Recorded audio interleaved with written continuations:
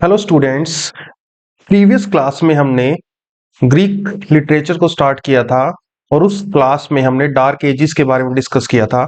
आज हम classical period को डिस्कस करने वाले हैं। स्टूडेंट, क्लासिकल पीरियड जो हमारा स्टार्ट होता है वो 5th सेंचुरी से लेकर के 4th सेंचुरी तक बीसी तक चला था। ठीक है, तो चलिए स्टूडेंट्स आज की क्लास को हम स्टार्ट करते हैं। अब आ जाता है हमारा क्लासिकल पीरियड। ठीक है, मैंने आपको फर्स्ट क्लास में क्या बताया था कि एक तो हमारा आर्काइक पीरियड था, ठीक है, जिसको हम प्राचीन इतिहास बोल देते हैं। उसके बाद ये पहले नंबर पे था। दूसरे नंबर पे था क्लासिकल पीरियड। आर्काइक पीरियड से पहले जो था वो था हमारा डार्क एजिस। और डार्क एजिस के बारे में मैं आपको प्रीवियस वीडियो में क्लास में बता चुका हूं। और इसमें जो हमारे फेमस राइटर थे वो थे होमर। ठीक है, जिन्होंने क्या लिखा था, इलियाड एंड ओडिसी लिखा था। ठीक है, ये सब चीजें हम डिस्कस कर चुके हैं। तो अब हम डिस्कस करने वाले हैं classical period. Classical period, the classical period in ancient Greece fell between the archaic and Hellenistic period. ठीक है, तो जो क्लासिकल पीरियड है वो एंशियंट ग्रीस में आर्काइक पीरियड और हेलेनिस्टिक पीरियड के बीच में आता है। ठीक है, यानी हमारे टोटल कितने पीरियड हो गए, 3 पीरियड, आर्काइक, क्लासिकल और हेलेनिस्टिक। और इनसे पहले जो हमारा टाइम था वो क्या था, डार्क एजेस।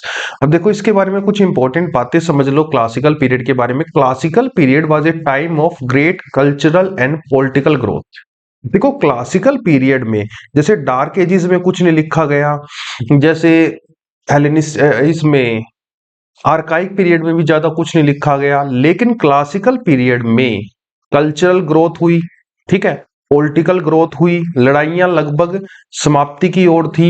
एथेंस देश, मतलब एथेंस का निर्माण हुआ, एथेंस एक की ग्रोथ हुई, वो हम आगे डिस्कस करेंगे।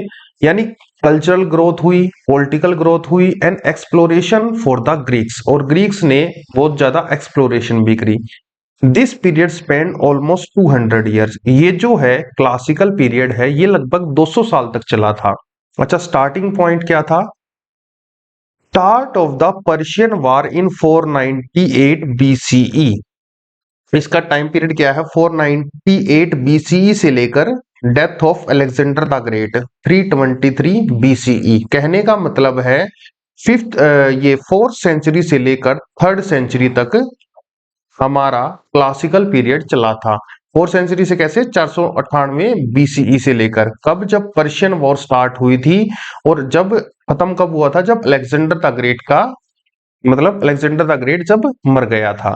अब देखो इसमें क्लासिकल पीरियड में क्या क्या डेवलपमेंट हुई। ग्रीक ड्रामा आया, फिलोसफी के बहुत ज्यादा ज्ञानी व्यक्ति भी पैदा हो गए। At the beginning of democracy, और डेमोक्रेसी भी इसी के टाइम पे स्टार्ट हुई थी, क्लासिकल पीरियड के टाइम पे। ठीक है, तो अब हम आगे बढ़ते हैं। ये छोटी सी बात आप समझ लेना, उस टाइम कन्फ्लिक्ट चल रहा था पर्शिया के साथ। ठीक है, और इस लड़ाइयों को जो हम बोलते हैं वो बोलते हैं पर्शियन वॉर्स। छोटी सी बात है, सिर्फ थोड़ा सा ही समझना है आपको, उसके बाद हम राइटर्स और उनके बारे में थोड़ा डिस्कस करेंगे। पर्शियन वॉर चल रही थी उस टाइम, किस टाइम पे चल रही थी Persian war, classical period, the conflict between Greece and Persia. ठीक है, क्लासिकल पीरियड में ग्रीस और पर्शिया की आपस में लड़ाइयां चल रही थी। Mark the transition between the archaic and classical period. अगर आपसे कोई क्वेश्चन पूछ ले कि पर्शिया की वॉर किस दौरान हुई, तो ध्यान रखना है क्लासिकल पीरियड। क्लासिकल पीरियड किसके अंतर्गत आता है, आर्काइक और हेलेनिस्टिक पीरियड के बीच में आता है। ठीक है, तो ये लड़ाई चल रही थी। After the Ionian revolt tension rose to even greater height between the warring nation. Persia discovered that many Greek city-states were no longer willingly to be involved in unlawful activities in their subjugation। तो हो क्या रहा था, जो ये Persia थी, ठीक है, और ग्रीस के साथ ये चाहती थी पर्शिया कि हम दूसरे राज्यों पर भी अधिकार स्थापित करें, लेकिन जो ग्रीस था वो इनका साथ नहीं दे रहा था इस अनलॉफुल एक्टिविटीज में। तो इसी वजह से पर्शियन वॉर्स हुई। और इन ग्रीको पर्शियन वॉर्स में जो कुछ इंपॉर्टेंट है वो ये हैं, बैटल ऑफ मैराथन 490 बीसी में, बैटल ऑफ थर्मोपाइल 480 बीसी में बैटल ऑफ सलामिस। देखो ये इंपॉर्टेंट है, बैटल ऑफ सलामिस क्यों? Considered as the first great naval battle in history. ये पहली ऐसी बैटल है जो कि नदी पे लड़ी गई थी, यानी कि नेवल जो हम बोलते हैं ना, शिप्स की लड़ाई। नेक्स्ट है Plataea and Mycale 479 BC, Athenian victories against Persia. ये वॉर क्यों इंपॉर्टेंट है? क्योंकि इसमें अथेनियन की विक्ट्री हो गई थी, एथेंस की विक्ट्री हो गई थी, यानी ग्रीस की विक्ट्री हो गई थी, और यहीं से एथेंस उभर के आया।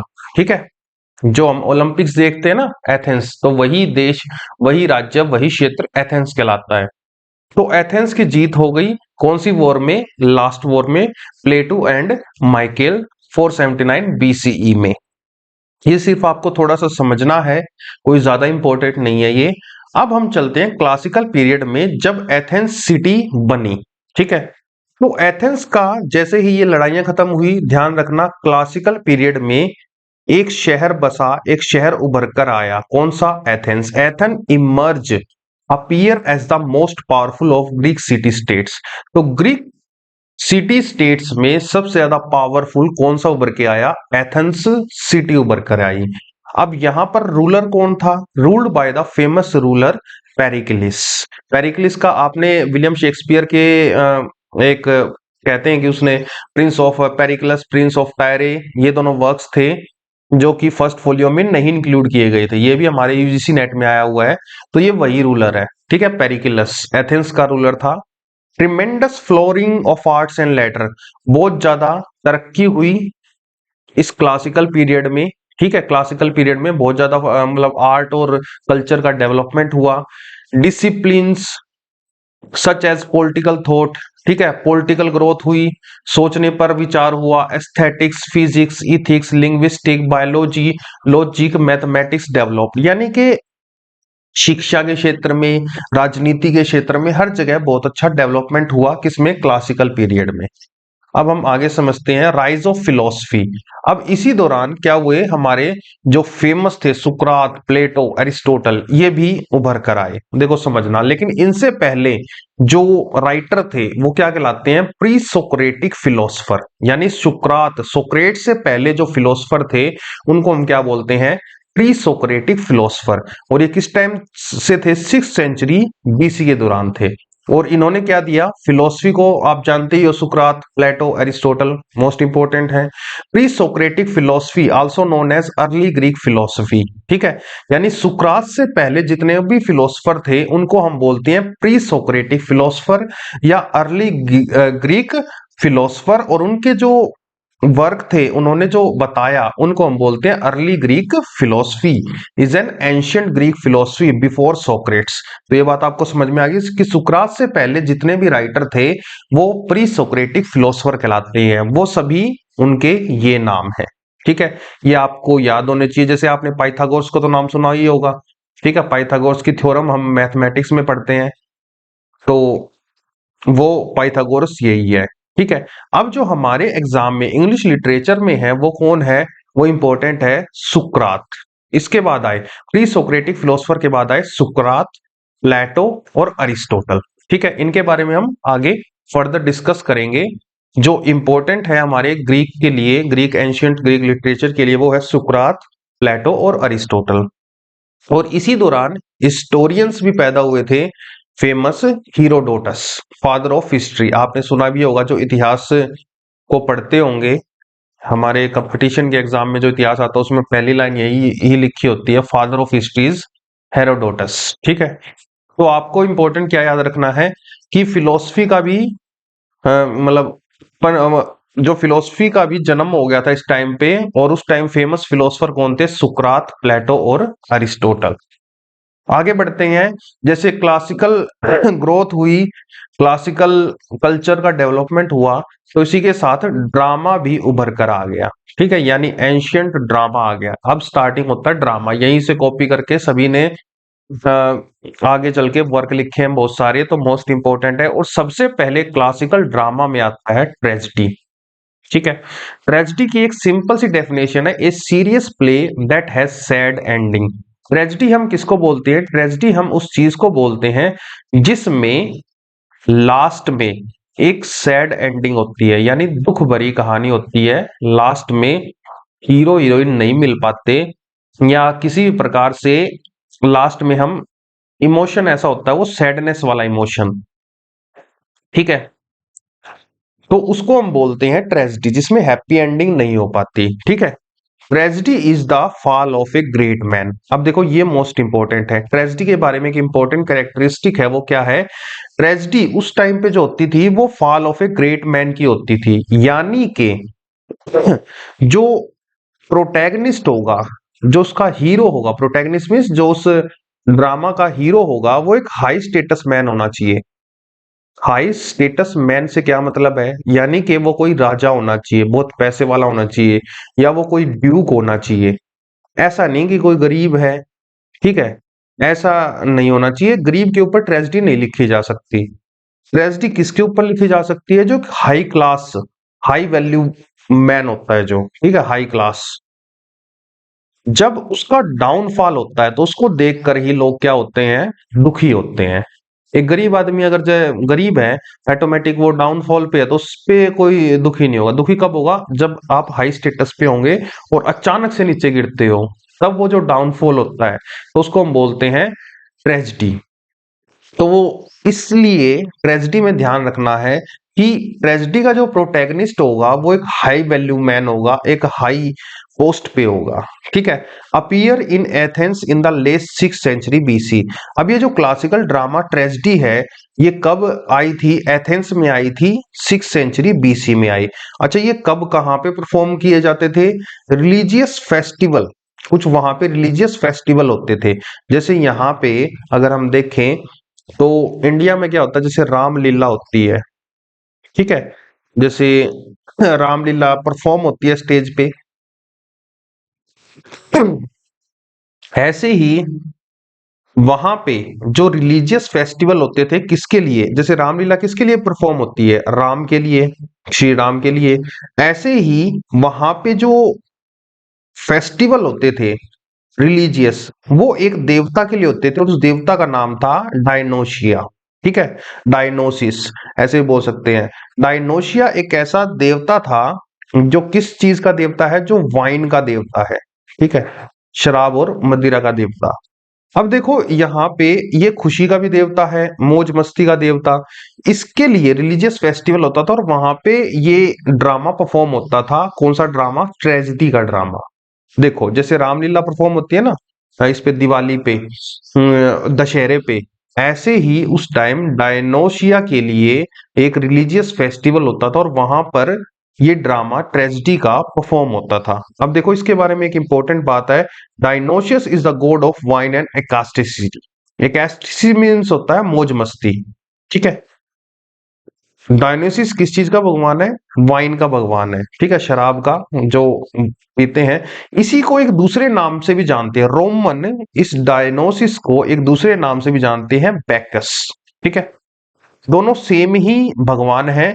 कुछ लोग इसको बैकस बोलते हैं जो रोमन्स के हैं, और कुछ लोग इसको डायनोसिस बोलते हैं, ठीक है। मेन नेम इसका डायनोशिया ही है। अब देखो डायनोशिया का एक बेटा था जिसका नाम था कोमस। ध्यान से समझना, ये एग्जाम्पल इंपॉर्टेंट है।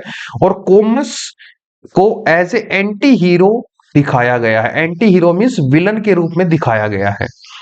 किसमें? एक वर्क लिखा है जॉन मिल्टन ने कोमस नाम से, ठीक है। और उस कोमस वर्क में क्या होता है, जो जॉन मिल्टन ने लिखा है, उसमें कोमस आता है और एक लेडी को सेड्यूस करने की कोशिश करता है, ठीक है। कोमस को हम जब जॉन मिल्टन के बारे में पढ़ेंगे तो उसमें ये फेमस वर्क है, उसको हम डिस्कस करेंगे। यहाँ पे बात आ गई थी इसकी डायनोशिया के बेटे की, इसलिए यहीं पे मैंने मेंशन कर दिया। लिंक करके पढ़ना बहुत जरूरी होता है। तो अब हम आगे बढ़ते हैं। जैसे ट्रेजेडी थी वैसे ही एक और परफॉर्म हुआ, वो क्या थी? कॉमेडी। अब देखो कॉमेडी के बारे में भी अच्छे से समझ लो। कॉमेडी हम क्या बोलते हैं? जिसमें हंसी मजाक होता है, आपको पता ही होगा। Comedy means a story about common people with A happy ending. देखो समझना, ट्रेजेडी में जो इंसान होगा वो क्या होगा? एक हाई वैल्यू पे होगा, यानी हाई स्टेटस मैन होगा। लेकिन कॉमेडी में उसका एक हाई वैल्यू पे होना जरूरी नहीं है। एक कॉमन इंसान की कहानी होगी जिसमें हैप्पी एंडिंग होगी, कोई भी सैड नहीं होगा, यानी कोई किसी की मृत्यु नहीं होगी, इस टाइप से किसी प्रकार की कोई भी दुख भरी कहानी नहीं होगी। कॉमेडी में हंसी मजाक होगा। Developed later in association with the satyr play. देखो सबसे पहले क्या चलता था, जैसे ट्रेजेडी चलती थी ना, ट्रेजेडी में बीच में लोगों को, ऑडियंस को थोड़ा सा शांत करने के लिए, दुख को कम करने के लिए उसमें एक कॉमिक प्ले आता था, छोटा सा, ठीक है, हंसी मजाक का प्ले। तो जिससे कि जो टेंशन है वो ऑडियंस के माइंड से थोड़ी कम हो सके। तो ये जो कॉमिक प्ले था इसी को सटायर प्लेस भी बोलते थे। वो सटायर अलग है, SATIR वाला, लेकिन इसको स्टार्टिंग में बोलते थे SATYR, स्टायर प्ले, ठीक है। हंसी मजाक वाला प्ले होता था, कटाक्ष वाला थोड़ा सा वो प्ले होता था। लेकिन बाद में इसका एक खुद से भी अलग पूरा वर्जन आ गया था कॉमेडी, जैसे ट्रेजेडी थी वैसे ही कॉमेडी भी आ गई थी। Usually based on mythological subject. जो इसका सब्जेक्ट होता था, कॉमेडी का जो सब्जेक्ट होता था वो जो स्टायर प्ले है, स्टायर प्ले के बारे में थोड़ा इंपॉर्टेंट बात है, जो स्टायर प्ले उस टाइम लिखे जाते थे उनका जो थीम होती थी वो माइथोलॉजिकल सब्जेक्ट होती थी, यानी मिथ के ऊपर लिखे जाते थे, भगवान के ऊपर या किसी भी माइथोलॉजी को स्टोरी के ऊपर ही ये लिखे जाते थे। Satyr play was written along with tragedy trilogy. देखो समझना, जब ये ट्रेजेडी लिखी जाती थी तो ट्रेजेडी के 3 पार्ट हो सकते थे, ठीक है, यानी 3 भागों में आ सकती थी। पार्ट 1, जैसे मूवीज होती हैं, मूवीज जैसे पहले आई धूम, उसके बाद आई धूम 1, फिर 2, फिर धूम 3, ऐसे। तो ये क्या हो गए, पार्ट्स हो गए। और 3 पार्ट की ट्रेजेडी को क्या बोलते हैं, ट्रायलॉजी, ठीक है। जो 3 सेट ऑफ मतलब मूवीज को ऐसे समझ सकते हो, उसको हम बोलेंगे ट्राई, ट्राई मीन्स होता है 3, उसको हम बोलते हैं ट्रायलॉजी। तो satyr play was written along with tragedy, tragedy के साथ ही सटायर प्ले भी लिखा जाता था। ये थोड़ा सा कॉमिक रिलीफ देने के लिए लिखा जाता था ताकि ऑडियंस की थोड़ी सी टेंशन कम हो सके। नेक्स्ट है satyr plays mythical tragic comic play, ठीक है। ये एक तरीके से हंसी मजाक वाला प्ले होता था जिससे कि लोगों की टेंशन कम हो सके। आपको सिर्फ ध्यान रखना है, ट्रेजेडी थी क्लासिकल पीरियड में, कॉमेडी थी, कॉमेडी में एक कॉमन मैन था, हैप्पी एंडिंग थी। ट्रेजेडी में एक हाई वैल्यू मैन होता है जो डाउनफॉल आ जाता है। जब हम इनको डिटेल में पढ़ेंगे उनमें और भी डिस्कस करेंगे कि विलियम शेक्सपियर ने किस प्रकार से ट्रेजिक कॉमेडी का निर्माण किया और किस किस कौन कौन से उनको फॉलो किया था, ठीक है, जैसे एक्शंस को फॉलो किया था, सारी चीजें। अभी के लिए आपको ये समझना है कि क्लासिकल पीरियड में कॉमेडी भी आ चुकी थी और कॉमेडी के अंदर, कॉमेडी स्टार्टिंग में एक स्टार प्ले की तरह ही यूज होती थी, बाद में उसको अलग से बना दिया गया, ठीक है, कॉमिक रिलीफ करने के लिए होती थी ये ट्रेजेडी के अंदर, ठीक है। अब देखो ट्रेजेडी के बारे में कौन कौन से राइटर हैं जो फेमस ट्रेजेडियन है।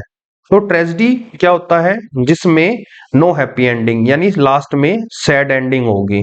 अब देखो इसके लिए लिखने वाले कौन थे राइटर, 3 थे, एस्किलस, सोफोक्लीज और यूरिपिडीज, ठीक है। एस्किलस, सोफोक्लीज और यूरिपिडीज, ये तीनों राइटर थे। एट द बिगिनिंग, स्टार्टिंग में देखो ध्यान से समझना, मोस्ट इंपॉर्टेंट है ये point, one actor in a tragedy who interacted with the coarse. जो स्टार्टिंग ट्रेजेडी की हुई थी उसमें कितने एक्टर होते थे, ओनली वन एक्टर होता था, ठीक है। और वो किससे बात करता था, वो कोरस से बातचीत करता था। कोरस कौन होते थे, जो स्टार्टिंग में कोई भी प्ले स्टार्ट होने से पहले 4-5 व्यक्ति आते हैं जो कि थोड़ा सा बैकग्राउंड बताते हैं कि ये जो ट्रेजेडी है, ये जो ड्रामा है, ये किस पे बेस है, यानी ये भूमिका बनाते थे, यानी प्रस्तावना टाइप से, वो कहलाते थे कोरस, ठीक है। और ये आपस में बात करते थे, एक्टर एक हो गया और कोरस बताने वाले, ऑडियंस से इंटरेक्शन करने वाले, ये 4-5 व्यक्ति हो सकते थे, ठीक है। ये आपस में पहले एक ही एक्टर था। अब क्या हुआ, एस्किलस ने एक काम किया। एस्किलस कौन था, ट्रेजेडियन था जो वर्क लिखता था। इंट्रोड्यूस द सेकंड एक्टर, इन्होंने क्या किया, सेकंड एक्टर इंट्रोड्यूस किया, यानी कि एक और एक, अब ये दोनों आपस में बातचीत करेंगे। एस्किलस ने सेकंड इंट्रोड्यूस किया था, सोफोक्लीज ने थर्ड इंट्रोड्यूस किया था। पेपर में आ जाए, सेकंड एक्टर किसने इंट्रोड्यूस किया था, एस्किलस लिखेंगे। एंड दस ब्रोट वेराइटी इनटू ड्रामा। अब ऐसा होने के बाद क्या हुआ, ड्रामा में वेराइटी आ गई, ठीक है। और ये जो बात है ये किसमें कही गई है, एरिस्टोटल ने एक वर्क लिखा था पोइटिक्स, उसमें ये बात लिखी गई है कि इन्होंने सेकंड एक्टर इंट्रोड्यूस किया। Chorus has less importance. अब हुआ क्या, सेकंड एक्टर आ गया, सेकंड एक्टर आने के बाद अब फर्स्ट एक्टर और सेकंड एक्टर आपस में बात करने लगे, आपस में डायलॉग मतलब इस्तेमाल करने लगे। अब इससे क्या हुआ, जो कोरस था उसका तो यूज ही खत्म हो गया, बस स्टार्टिंग में भूमिका दी और अपना साइड हो गए। अब एस्किलस ने एक और काम किया, मेड कॉस्ट्यूम मोर इलेबोरेट। उन्होंने कॉस्ट्यूम पे भी थोड़ा सा वर्क किया और अच्छी अच्छी कॉस्ट्यूम इनके लिए बनानी स्टार्ट कर दी। किसके लिए, जो ड्रामा करते थे, जो एक्टर्स थे, ठीक है। अब हुआ क्या, एक थर्ड एक्टर भी इंट्रोड्यूस किया। वो किसने इंट्रोड्यूस किया, सोफोक्लीज ने। Sophocles introduce the third actor. Important point है, जो तीसरा कैरेक्टर एक्टर इंट्रोड्यूस किया वो सोफोक्लीज ने किया था। फिर से रिवीजन करते हैं, पहले एक ही एक्टर होता था, कोरस से बातचीत करता था। एस्किलस ने सेकंड एक्टर इंट्रोड्यूस किया। एस्किलस ने ये कहां पे आता है, ये एरिस्टोटल की पोइटिक्स में आता है। दूसरा, जैसे ही दो एक्टर आए तो कोरस का लेस इंपॉर्टेंस हो गया, कोरस का कम यूज हो गया, अब इस्तेमाल मतलब उसको इंपॉर्टेंस कम दी जाने लगी, क्योंकि दोनों एक्टर आपस में बातचीत करके ड्रामा को परफॉर्म करते थे। कॉस्ट्यूम को थोड़ा बढ़ाया किसने, एस्किलस ने। लेकिन उसके बाद फिर थर्ड एक्टर को लेके आए कौन, सोफोक्लीज। अब इसके बाद no more than 3 actor were there in Greek tragedy. याद रखना है, ग्रीक ट्रेजेडी में अगर क्वेश्चन आ जाए कि कितने एक्टर हो सकते थे, तो आपको ध्यान रखना है 3, ठीक है। 3 से ज्यादा एक्टर ग्रीक ट्रेजेडी में इस्तेमाल नहीं किए गए। तो स्टूडेंट्स, ये आपका क्लासिकल पीरियड था। इसके बाद हम नेक्स्ट वीडियो में राइटर्स के बारे में पढ़ेंगे, जो ग्रीक राइटर थे। उनमें पहला आता है एस्किलस, जिसको हम फादर ऑफ ट्रेजेडी भी बोलते हैं, ठीक है। स्टूडेंट, अगर आपको हमारी ये वीडियो पसंद आती है तो अपने दोस्तों में जरूर शेयर कीजिए। आज के लिए हम इतना ही रखते हैं स्टूडेंट्स, नेक्स्ट वीडियो में मिलेंगे। Thank you.